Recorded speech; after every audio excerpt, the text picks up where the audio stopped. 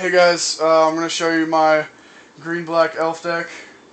It works out pretty well because it's exactly 60 cards, one-third mana, one-third spells, one-third creatures. First off, I'm going to start by showing you all these elf tokens. I always get these out in my game. I have like 24. I got them for free from this store. First, I'll start out by showing you these creatures. First, we got Gorgia Warcaller. It is a 1/1 for 1, and it has multi-kicker. You pay 2.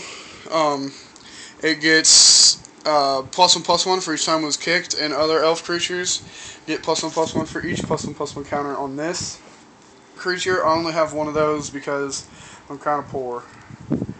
I also have one Nath Leaf.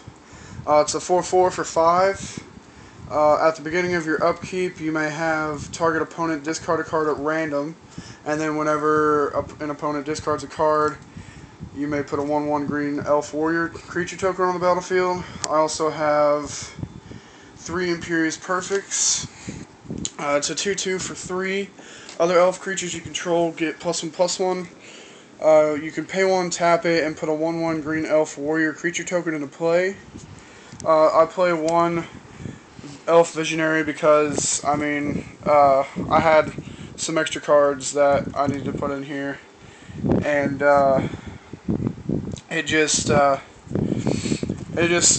it was good because you can draw a card, and who doesn't want to draw a card? 2 Nass Elites. It's a 4/2 for 5, but you clash with an opponent when it comes onto the battlefield, and if you win, you put a 1/1 counter on it. And also, let's say all of these creatures are out right now. If you attack with everything, including these 2 Nass Elite, all of their creatures have to block either this or that. So those are really good. I also play 4 Land of War Elves for some mana. 4 Land of War Elves right there. I also play a Georgia Tree Speaker, which I love her because I want infinite mana, so I always try to get her out all the time. This is Chosen. I only have 1 in there for right now. I'll probably put a couple more in there, and it's because the only reason why I have Nissa's Chosen in my deck is because I have Nissa Ravane. So now we'll go on to Copperhorn Scouts. I play these because whenever they attack, you get to untap every other creature you control, which is really good. If you have 2 out, then you get to untap all of your creatures. Also, I play 2 Sylvan Rangers, search for some mana, and I play a Zuri Renegade Leader. Basically, it's a 2/2 for 3, but I run it because you can regenerate target elf.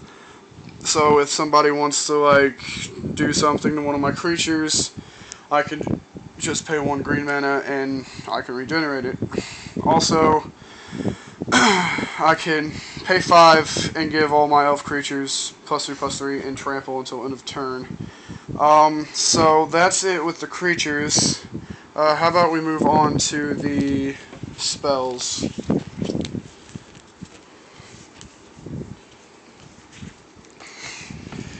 The spells, I play 1 Overrun, again because I have as a Renegade Leader.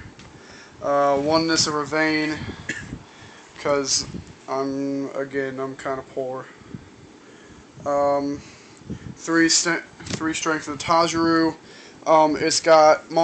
It's pay 2, multi-kicker of 1. If you, how many times it's kicked, you choose 2 creatures and put X +1/+1 counters on them for however X amount of mana you paid. Alright, moving on. 3 Elvish Promenades. Elvish Promenade put a 1/1 green elf warrior creature token into play for each elf you control. And actually, that card helped me a lot because about a half hour ago I killed my brother and hit him for 320. trample. 2 go for the throats. Like I said, I run some black. I only have 4 black cards though. I run 2 Argentum Armors. I don't really know if I should take those out or not. I would like you guys to tell me whether or not I should, because so far I haven't been able to. I haven't got one on the battlefield so far. 2 Diabolic Tutors.